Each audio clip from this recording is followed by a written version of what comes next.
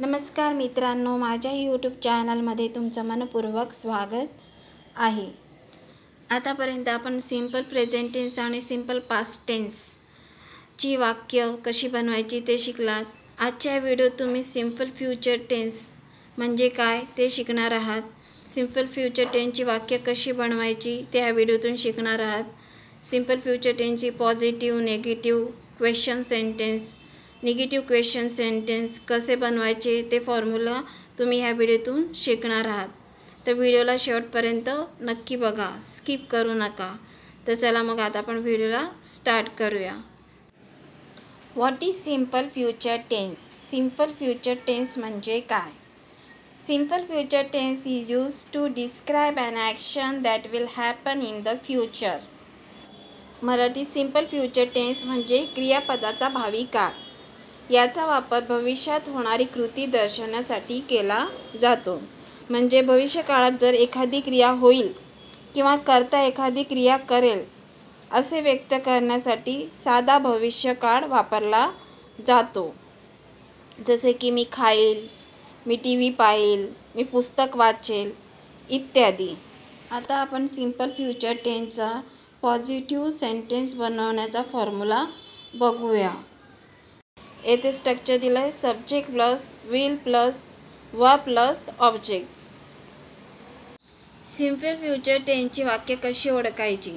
Instead of will we use future tense forms like जाईन, खाईल, लिहिल, करीन, जातील, करेल, खेळू etcetera depending on the subject, person and gender.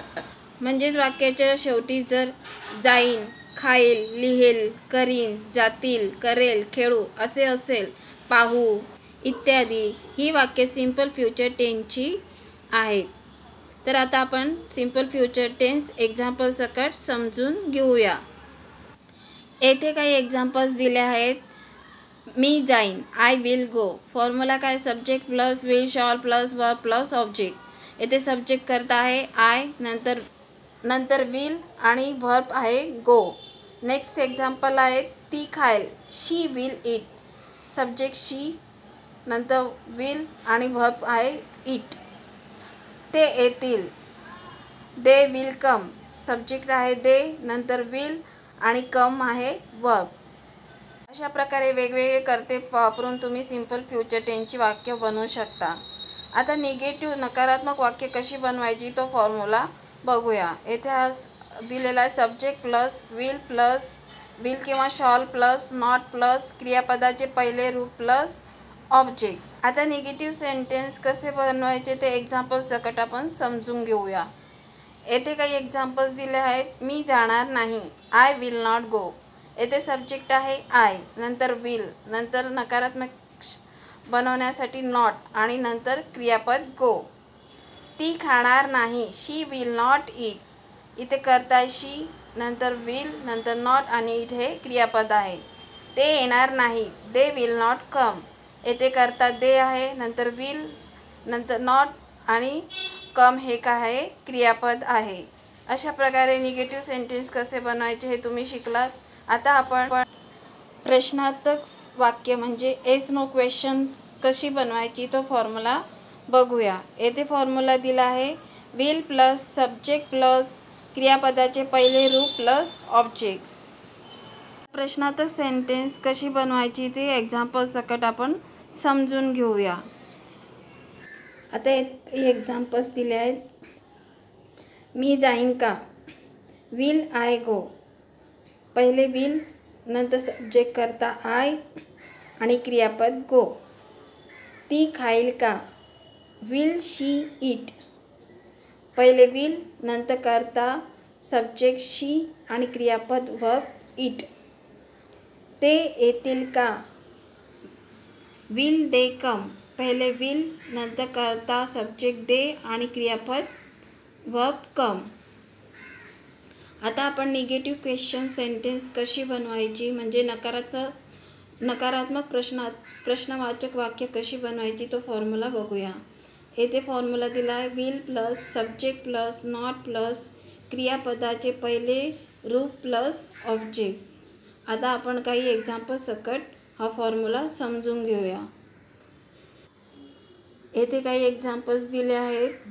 मी जाणार नाही का, विल आय नॉट गो. पहिले विल, नंतर सब्जेक्ट करता आय, नंतर नॉट आणि क्रियापद गो. ती खाणार नाही का, विल शी नॉट ईट. पहिले विल, नंतर सब्जेक्ट करता शी, नंतर नॉट आणि क्रियापद ईट. ते येणार नाहीत का, विल दे नॉट कम. पहिले विल, नंतर सब्जेक्ट करता दे, नॉट आणि क्रियापद कम. आता पुन्हा एकदा आपण फॉर्म्युले समजून घेऊया. इथे समरी टेबलमध्ये टाईप पॉझिटिव्ह. इंग्लिश फॉर्म्युला आहे सब्जेक्ट प्लस विल किंवा शॉल प्लस क्रियापदाचे पहिले रूप प्लस ऑब्जेक्ट. मराठी इक्विलेंट म्हणजे कर्ता आणि भविष्यकालीन क्रियापद. जसे की मी खाईन, इथे कर्ता मी, खाईन हा भविष्यकालीन क्रियापद. मी पाहीन, तो येईल, ती जाईल इत्यादी. निगेटिव्ह सेंटेन्स बनवण्याचा formula subject plus will plus not plus क्रियापदाचे पहिले रूप प्लस ऑब्जेक्ट. मराठी इक्विलेंट कर्ता प्लस क्रियापद प्लस नार नाही. जसे की मी जाणार नाही, मी खाणार नाही. येथे क्रियापद ईट म्हणजे खाणे आणि नार नाही म्हणजे निगेटिव्हसाठी मी खाणार नाही. नंतर क्वेश्चन सेंटेन्स बनवण्यासाठी formula will plus subject plus verb plus object म्हणजे क्रियापदाचे पहिले रूप प्लस ऑब्जेक्ट. येथे कर्ता भविष्यकालीन क्रियापद आणि प्रश्नार्थक सेंटेन्स बनवण्यासाठी जसे की तो येईल का, इथे कर्ता तो, भविष्यकालीन क्रियापद येईल आणि का हे क्वेश्चन सेंटेन्स. निगेटिव्ह क्वेश्चन्ससाठी फॉर्म्युला आहे will subject plus not plus verb plus object. आता त्याचं मराठीत कर्ता प्लस णार नाही प्लस का. मी जाणार नाही का, कर्ता मी, नंतर जाणार नाही आणि का.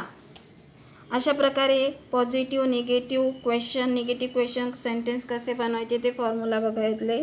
आता आपण अजून काही एक्झाम्पल सकट समजून घेऊया. येथे एक्झाम्पल दिलं आहे मी शाळेत जाईल. I will go to school. मी शाळेत जाणार नाही. I will not go to school. मी शाळेत जाईल का, will I go to school. मी शाळेत जाणार नाही का, will I not go to school.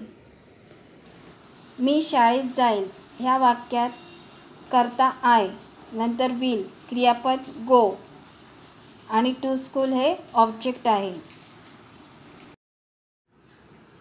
तो अभ्यास करेल, ही विल स्टडी. तो अभ्यास करणार नाही, ही विल नॉट स्टडी. तो अभ्यास करेल का, विल ही स्टडी.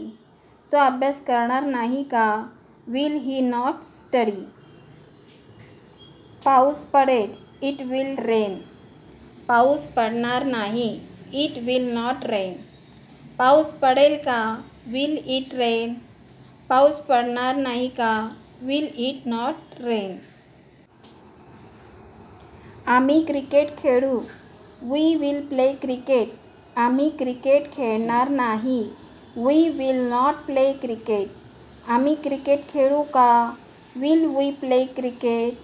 आम्ही क्रिकेट खेळणार नाही का, will we not play cricket.